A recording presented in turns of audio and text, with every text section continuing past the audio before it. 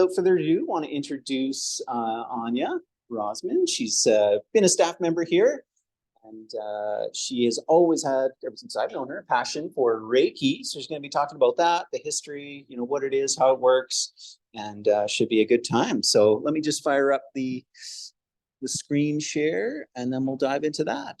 So yeah, welcome. Come on in. Come on in. Welcome. Thank you, Malcolm, for that intro. It's amazing to be back and in the community and to see familiar faces. And yeah, if at any point, come and go as you please. I won't take it personally if you need to use the washroom or get water. Like Malcolm said, it is going to be recorded, so you can listen to it after if you feel the need to. Yeah.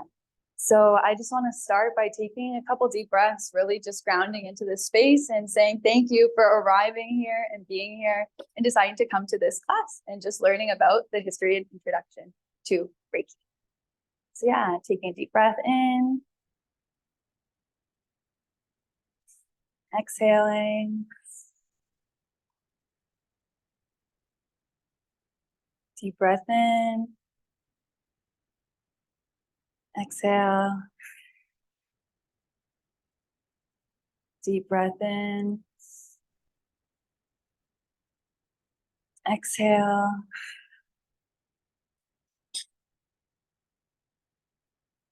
And as you take a couple more deep breaths, settling into this space, I invite you to just really feel your body on the chair, feet on the floor,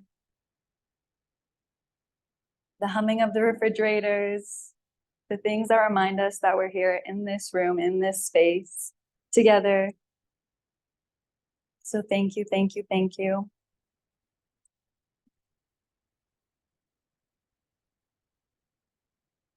Okay, and let's begin. So yes, my name is Anya Rozman. I am a Reiki master and practitioner.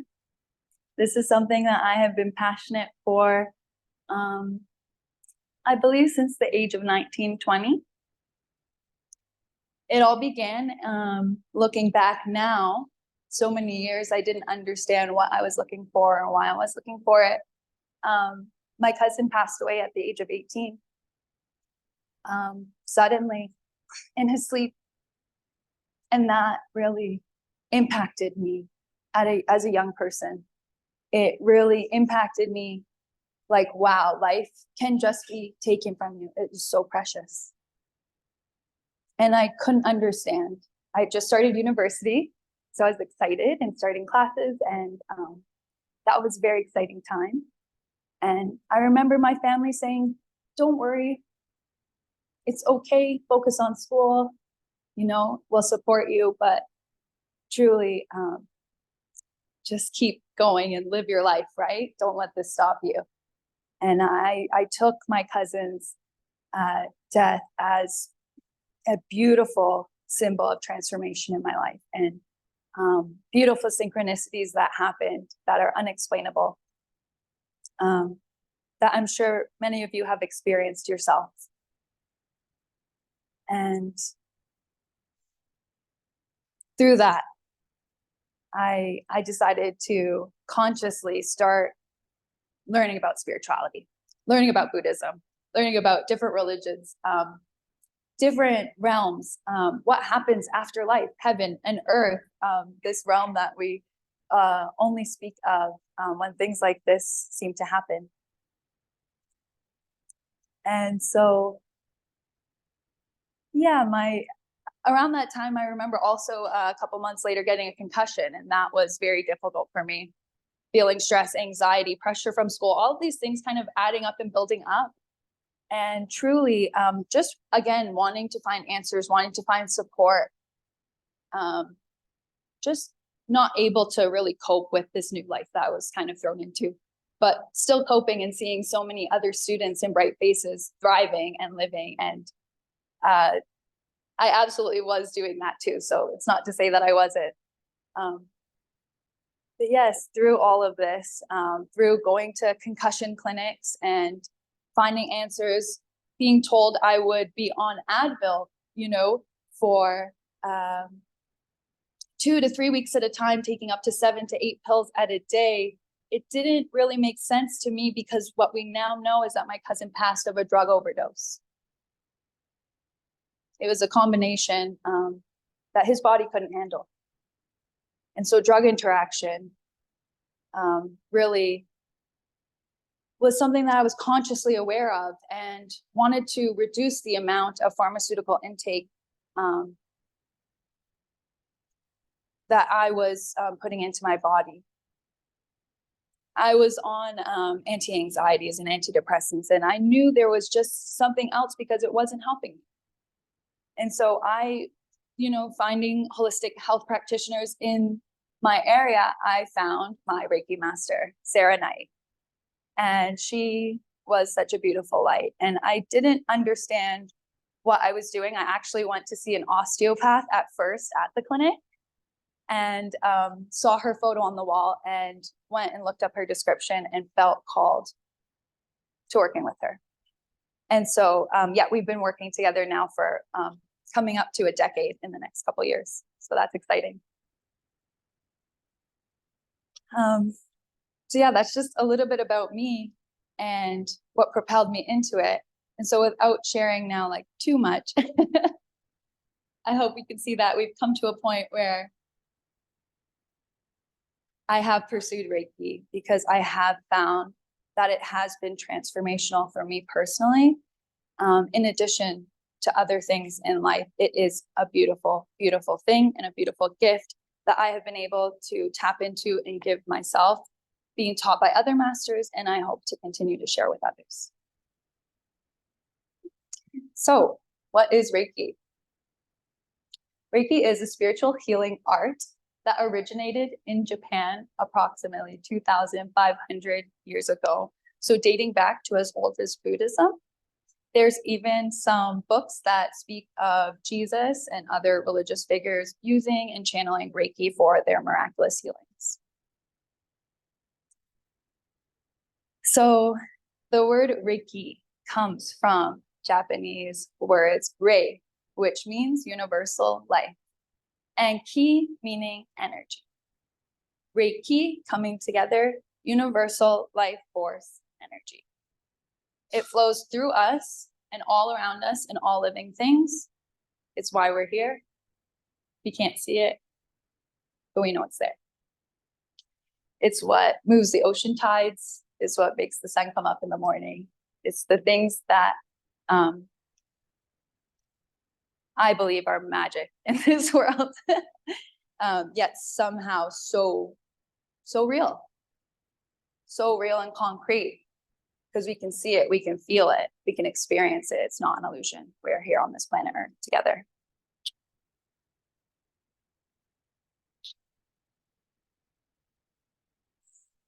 Okay, so Makawasui.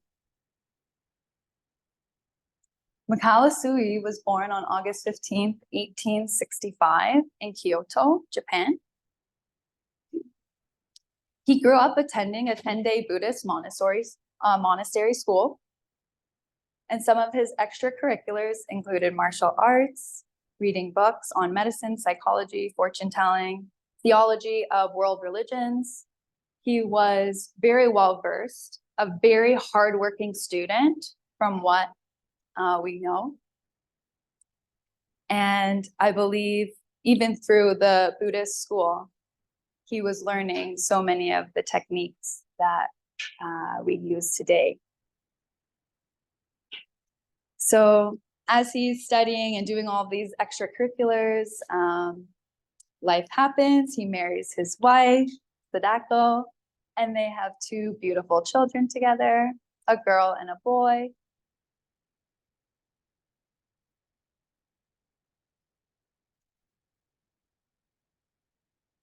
Just want to say welcome to the few faces that are coming in. Thank you for being here. Anyone else coming in, thanks for tapping in.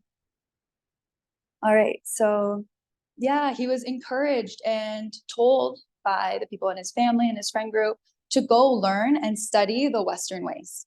Go overseas, learn different things, come back, and we can learn and grow and take what you've learned and apply it here.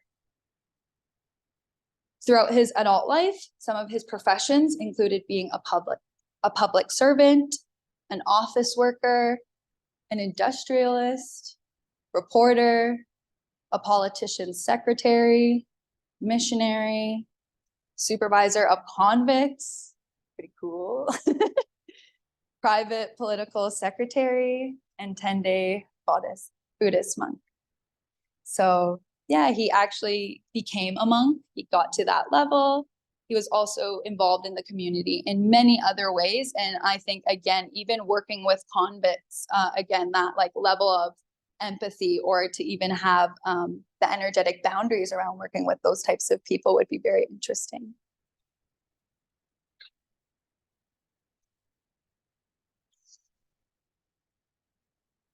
Huzzah! Mikao Usui reaches an enlightenment, a profound enlightenment. And enlightenment is something that we talk about and can happen many times throughout a lifetime, maybe not at all, maybe once.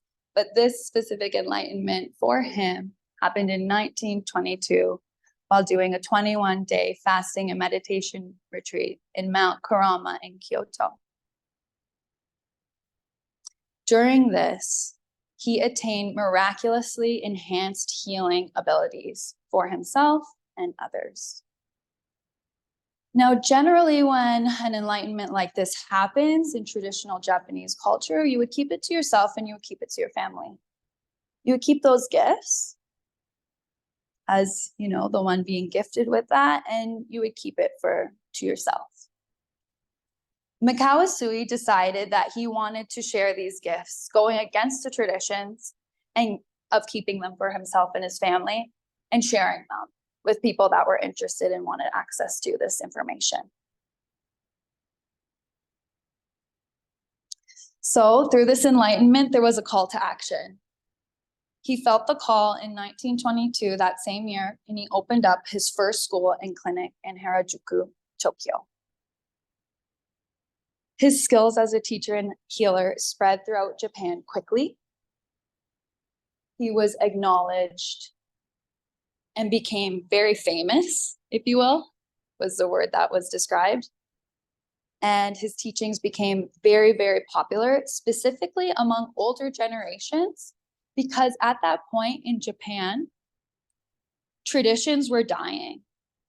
So the same thing that we're seeing today, 100 years later, back in the 1920s, Japan was also facing the younger generation coming in with new culture, new ideas, new expressions, and breaking tradition, which I think can be a very beautiful thing.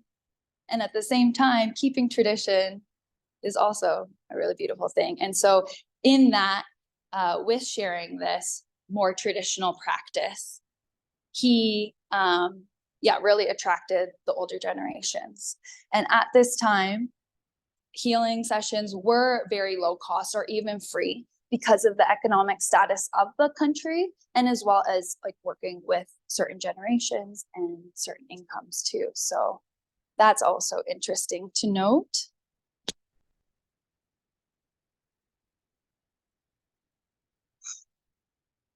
All right, so there was a great Japan earthquake in 1923. So a year after he opens his clinic, there's a massive earthquake. September 1st, 1932. It shook Tokyo and Yokohama, measuring 7.9 on the Richter scale. The epicenter is where the main focus of the earthquake is. And so Tokyo was 50 miles from the epicenter. So they were just outside that huge shock range, getting the little ripple effects, the vibrations, if you will.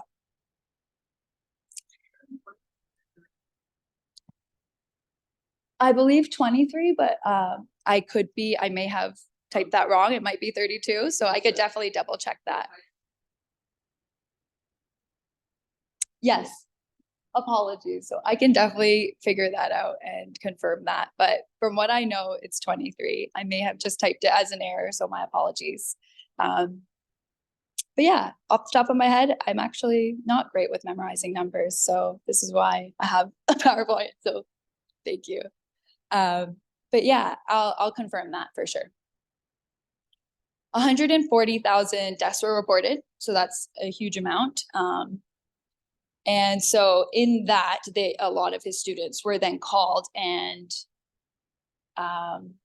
if you will, recruited to help give healings, help share support, grieve, get people through, how they were feeling. So as a result of this work, Reiki gained more interest and more attention because so many people were finding results from it. And in 1925, he opened a larger school outside of Tokyo. So again, I believe that, yeah, that's a typo up there, 1932. Because here again, like it's just with the timeline, but I will confirm that for sure again after the class. Thank you for pointing it out. So, a legend to remember. Through all of that, that was like, I guess, a big transformational period for him in that he had a lot of students. He was able to grow his school. He continued to teach masters. Masters continued to teach students. Students continued to learn from these masters. And he would continue to go and travel and leave his masters running the school and teaching this practice. So again, I like to think of like Reiki as like a martial arts. So it has like a lot of branches, right? And yeah, we'll get into that. So Mikao Usui passed away on March 9th, 1926 at the age of 62.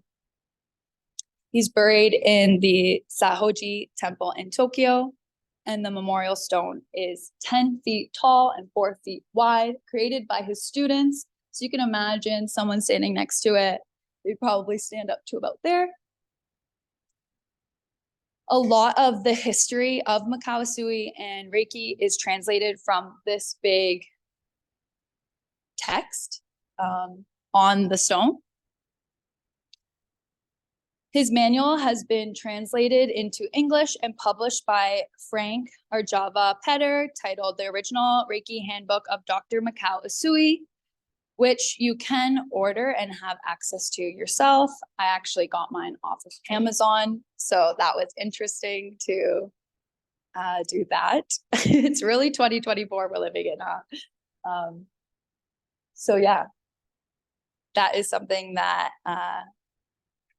anyone can purchase and have access to if they want to learn more. So the roots of Reiki is, I skipped ahead, but bringing it back is like I was saying, it's like martial arts, right? So there's many branches. There's Muay Thai, Taekwondo, Jiu-Jitsu. Like there's so many different cultures and teachers that have adapted and brought multiple things together. And in the same way, Usui is kind of like, he is the roots and the trunk of it.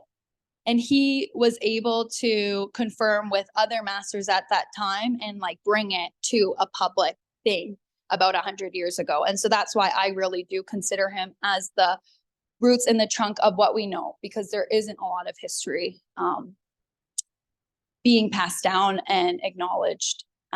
So it is very limited, but these branches can include Teramai, which is something that I practice with, Karuna, Holy Fire, Sekhem, Lightarian, Golden Age, Crystal Reiki, Angel Reiki. There are so many different things, and you'll notice that the more that you kind of search into this, it may actually feel a bit confusing, but that's actually how I see practitioners these days doing what Mikao Usui did, taking traditions, adapting it to his own unique needs, his own unique experiences, and creating his own formulation and something that he can create transformation in people's lives.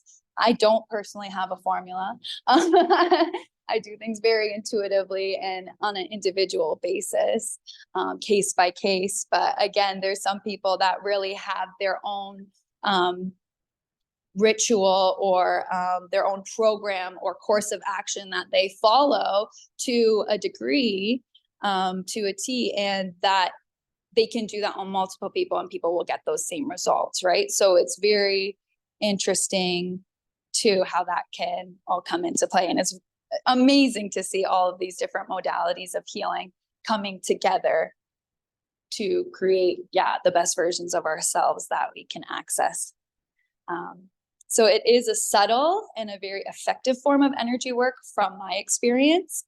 And it's using spiritually guided life force energy. So I am not doing the healing. I am simply a vessel. I am a channel for life force energy to come through. The same way that you have a satellite dish on your house, you are not sitting up there being the satellite dish. I am that satellite dish for you, connecting to certain channels to get you to the channel that you would like to. And so that's where a Reiki master can actually be really helpful in just guiding and channeling, because a lot of the times I found I was just searching, the channels. I didn't know what channel to kind of like tap into and actually watch and get into.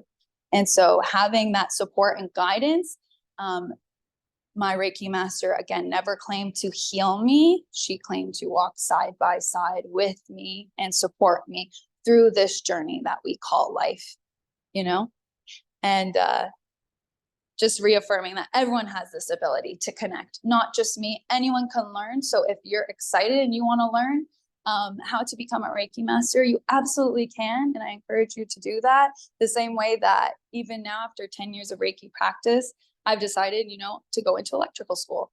So we decide to do certain things in our life, and it may not make sense to certain people, but if it is deeply embedded into your heart and you see the pathway, I say go for it within reason. So that is that's been really important for me, and just connecting with the life force energy. And after about 10 years of practice, consciously and intuitively actually being able to trust in it is another level that I'm experiencing now. And when ki, so the energy, is naturally strong and free and flowing in the body, one is more likely to be in a balanced state of health. When energy is blocked or weak, it can lead to symptoms of imbalance and dis-ease. So why would someone have a Reiki session? Overall, again, to improve the quality of life, ease tension and stress, to help deepen relaxation, improve mood and sleep, physical relief, supports the body to access the body's innate healing abilities and pathways. It also complements any medical care or natural alternative therapies. So if you are taking pharmaceuticals, which again, I was at the time when I started my own, when I was receiving Reiki treatments, again, this is all complementary. So it's not something that I feel, if you're worried that it could interfere with something, let's work with that worry first, and then we'll overcome that. And then, why not? So if you're curious and excited about something, we can work through that together.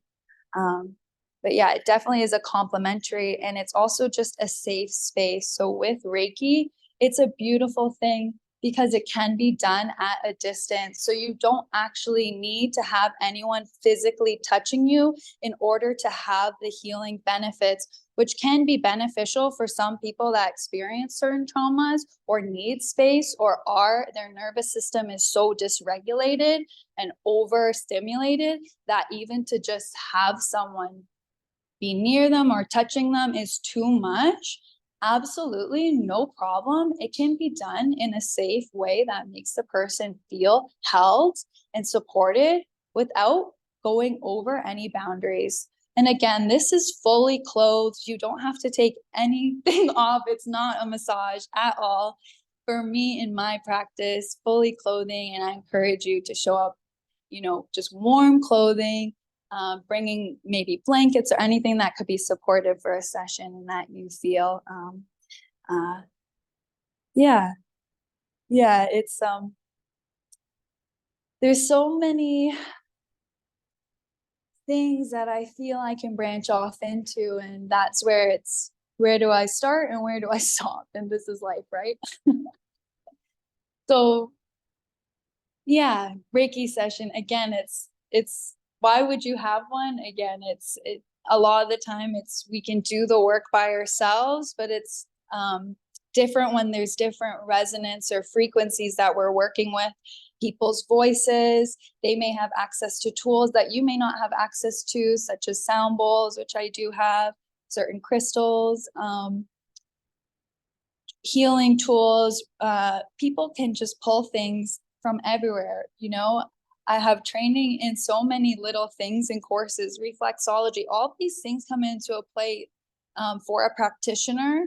But again, for me, Reiki has been the basis and the way in building my faith in the unseen, because a lot of the time believing isn't seeing, it's just this inner knowing. And for me, I lost belief in source, energy, creation, God. I didn't understand, my purpose. And again, I think we're constantly finding our purpose.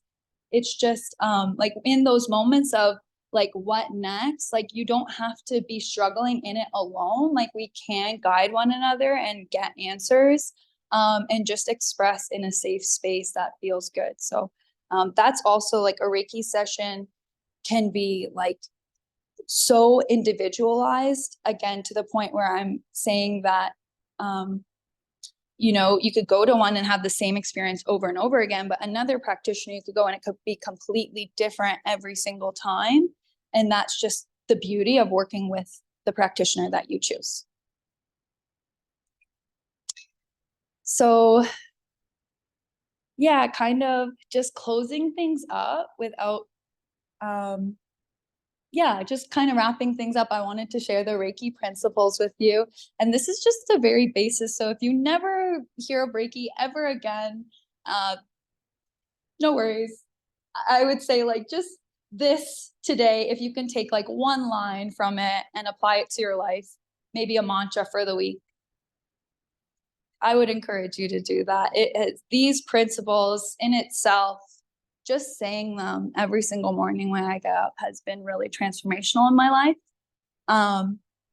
And so, yeah, we'll go through that right now. So Reiki principles are: just for today, don't worry. Just for today, don't get angry. Just for today, be grateful. Just for today, work hard. And just for today, be kind to others.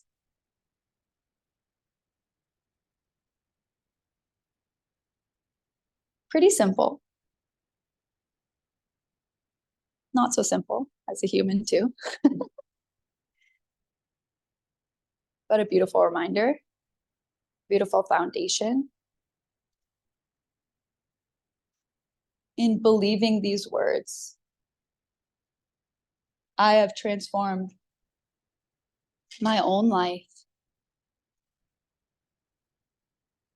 in ways that I can't even, like, there are no words. And you guys know when the English language is sometimes so limiting.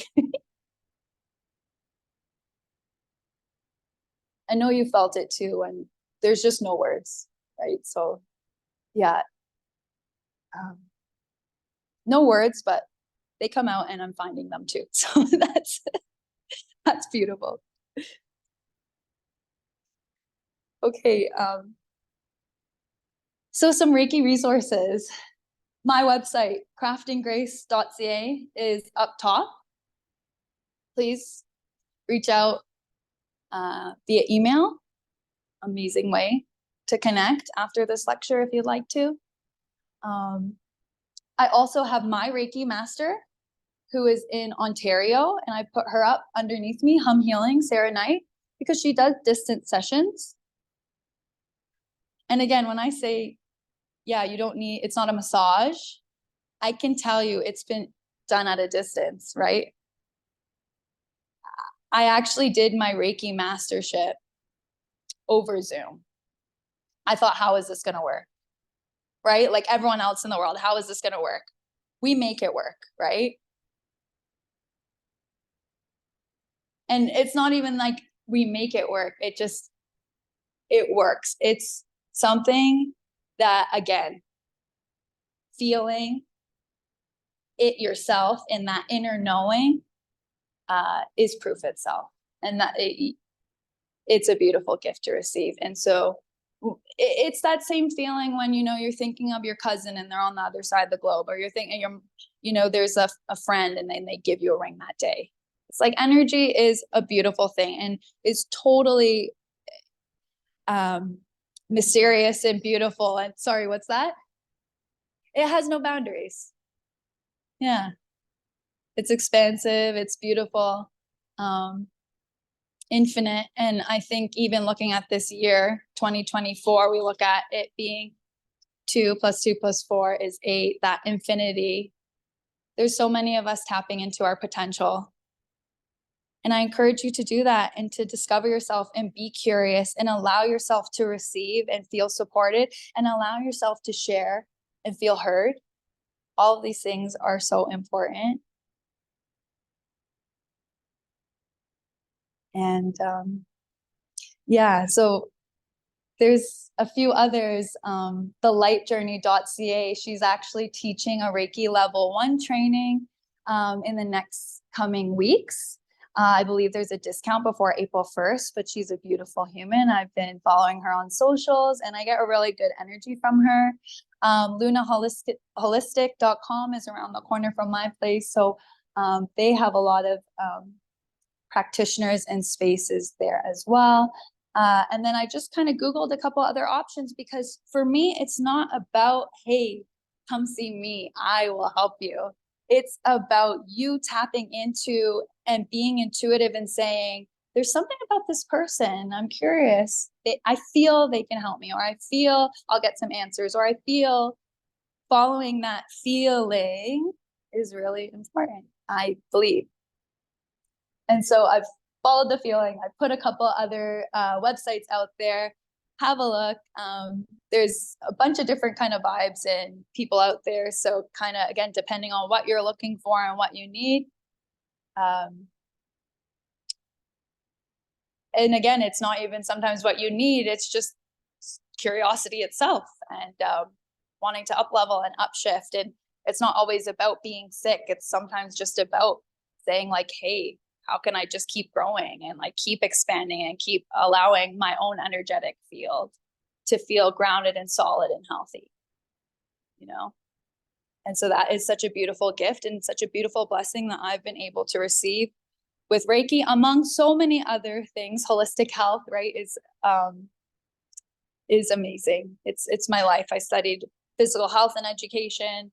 I have my intuitive nutrition and health coaching, among other courses and things. So again, like this, like the human body and the way that energy works is something that I've been interested in and studying for almost a decade now. And so if that excites you and you want to have a conversation, great. If you want to have a session, awesome. If you, again, take all of this and apply it to your life, just let it be good. And yeah, that's about it for today. And I want to say thank you, thank you, thank you. Truly. I do believe a house of business cards. I believe they're upstairs, but yeah, I'm happy to answer any questions if anyone has any questions now. Yeah, we have a little bit of time. Yeah. The reason why I was asking on that year, Yeah. if it's 93, that would be Right.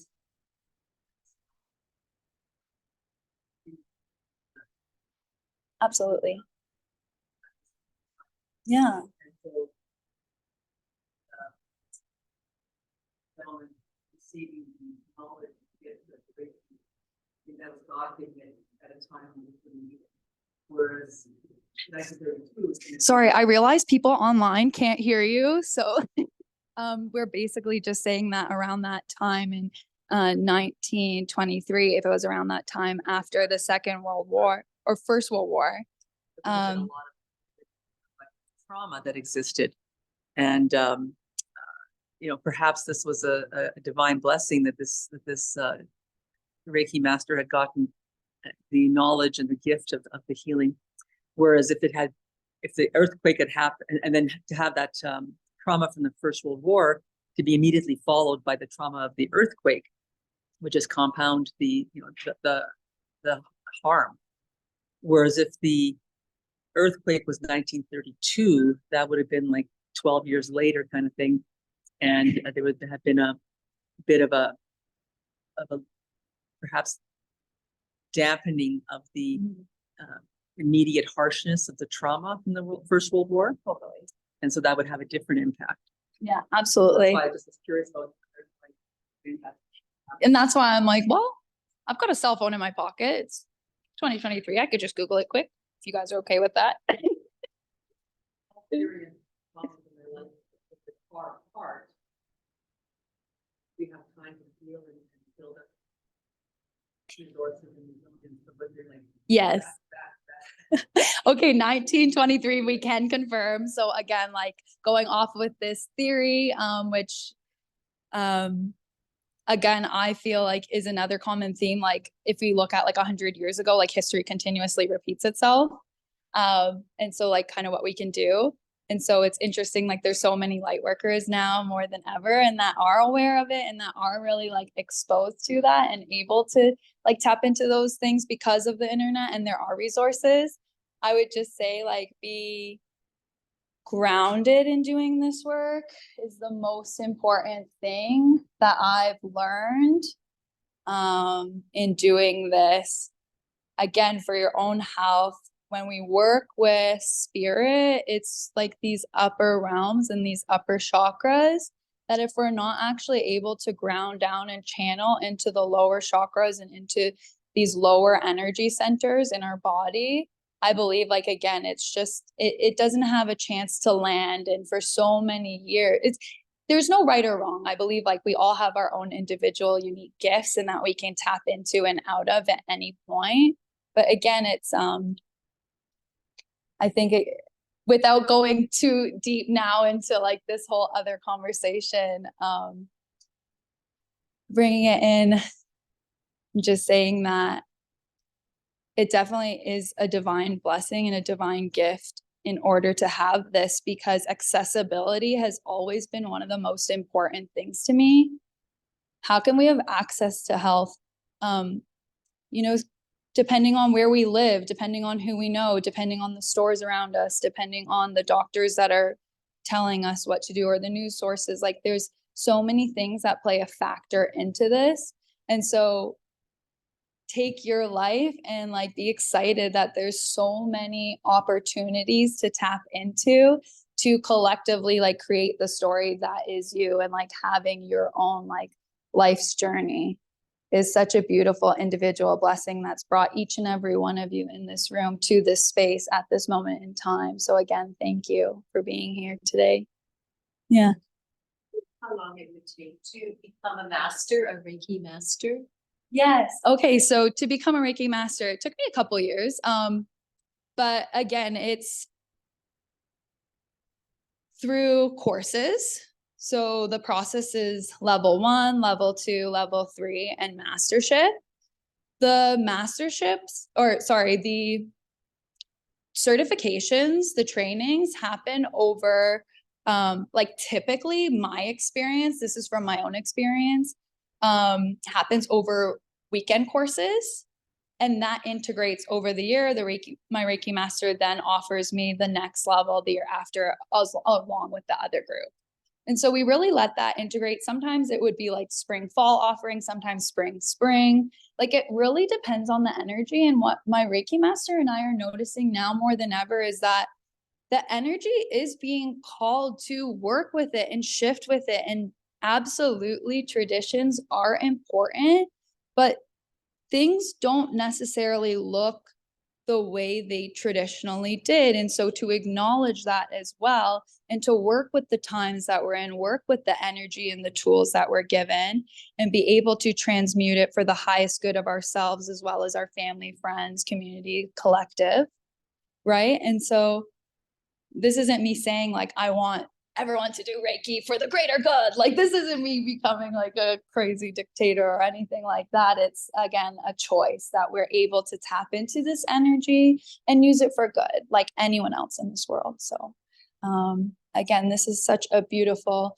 thing. It was really fun to share the history with you today and a little bit about what Reiki is and why you might want a session or be curious about one. But yeah, if there's any other questions, I'm happy to answer. Otherwise, I'm happy to also just wrap it up here. Yes, I'm in Calgary. So I do online sessions. Right now, I don't have a space to practice in. It's something that I am looking for. I have opportunities to practice in places in the Northwest. But again, this is just conversations that, again, have to open up and work. I have gone to people's homes. I've had people come to my home as well, and I've opened that up. But that's something that, again, energetically, we need to talk about one-on-one and decide what's best for both yourself and myself, ultimately considering our health, safety, and energy like as the utmost, highest, top priority. And yeah, just like really no pressure, no stress, like just for today, don't worry, guys. So just like, I'm excited for you all to just enjoy the rest of these classes too. It's gonna be such an amazing day. I'm headed to go into the sauna and cold plunge out there. I've got my stuff, so that's really exciting. It's just a gorgeous day, -11, blue skies, and yeah, can't complain.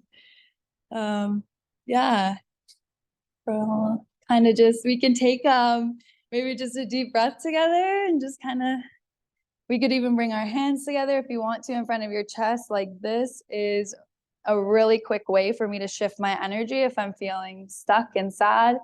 Just bringing them straight to heart center, feeling super grateful for this moment, taking a deep breath in and exhale, saying thank you, thank you, thank you. Gratitude is the quickest way to shift your energy into a higher state of frequency. Of course, it needs to be genuine. The universe knows when we're being genuine. And the universe is very forgiving too. So be forgiving of yourselves, be forgiving of others. Just love hard. Thank you, everyone. Thank you. Yeah.